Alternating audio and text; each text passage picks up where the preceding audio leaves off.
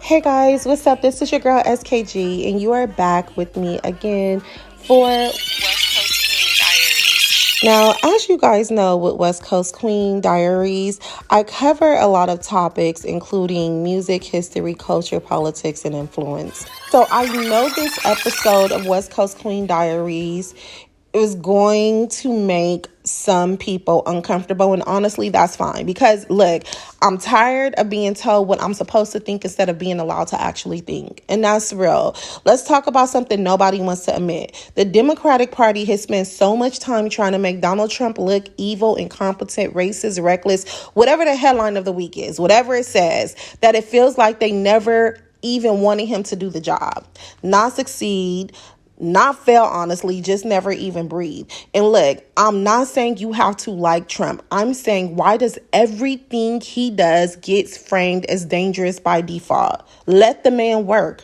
Let him work. At some point, I'm just starting to think and ask myself, if someone is elected president, think about this, guys. Shouldn't we want them to do their job well? Or do we just want chaos so we can say, I told you so? And that's how it feels. For me, at least, that's how it feels. Because from where I'm sitting, it feels like Democrats would block, smear, and panic than ever say, okay, let's see how this play out. Okay, let's figure out how we can work together to better the country. Let's see how we can work together to help Americans. We never hear that. All we hear is the chaos.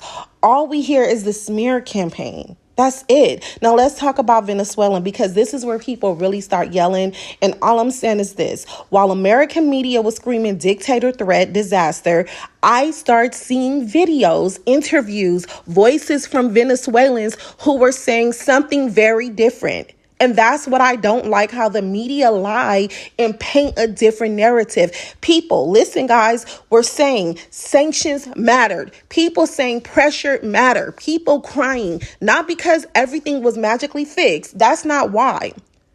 But because for the first time, in my opinion, they felt seen. That's how it looks to me. Now, I know how y'all are, so listen, before somebody clips this, because I know y'all will, no, I'm not saying Venezuela is perfect. No, I'm not saying Trump saved the country. I'm saying the narrative was not one-sided like the media told us. They tried to make it seem like what Trump did was such a bad thing, and it was a one-sided narrative. You have the citizens, the people in Venezuela, in Miami, and around the world. Venezuelans are crying. They had no food, no shelter, no stability. Like, that's not how it's supposed to be. And people act like America is so bad. Americans are spoiled, entitled. And I can say this because I'm an American. I'm a generational American, meaning you can trace my lineage back here all the way to the 1700s. So I didn't migrate from somewhere else. I'm an American, blood, sweat, and tears for this country, my family and I. So I've seen everything. And this is the thing.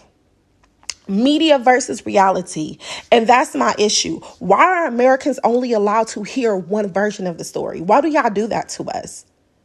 Y'all act like Americans, we're stupid. Y'all only want to give us one side of the story. Why is it impossible? This is the question. Why is it impossible for the media to say some Venezuelans supported this approach, others didn't? Why does it always have to be Trump's bad, end of sentence? Does that make sense? Tell me, does that make sense?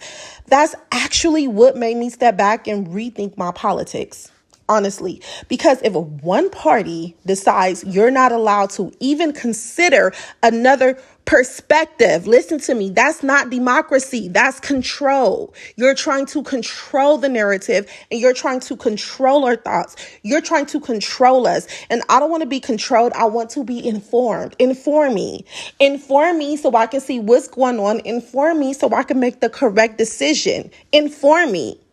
So when people ask me why I'm reconsidering my political party, it's because I don't want a loyalty test. I want honesty. I want facts without the hysteria. I don't want that. Just give me the facts. That's it. I don't trust any system, and I'm just keeping it real, that tells me if you don't agree with us, you're dangerous.